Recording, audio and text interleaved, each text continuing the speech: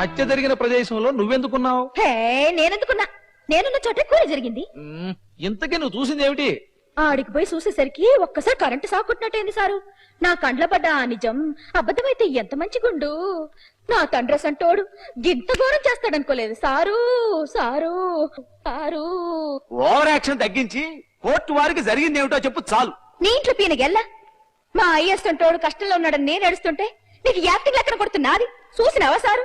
మొదలకి పొట్టాయని బయటకు పంపు గా అప్పుడు చెప్తా. తప్పమ్మా, నువ్వు అలా మాట్లాడకూడదు. ముందు జరిగింది ఏమిటో చెప్పు.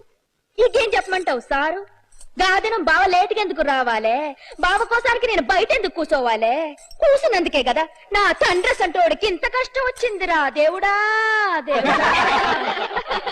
ఇంతవరకు విషయం చెప్తే ఒట్టు చెప్పు తల్లి. ఇప్పుడు నిజం చెప్పకపోతే న్యాయానికి అన్యాయం అవుతుంది, అబద్ధం చెబితే అన్యాయం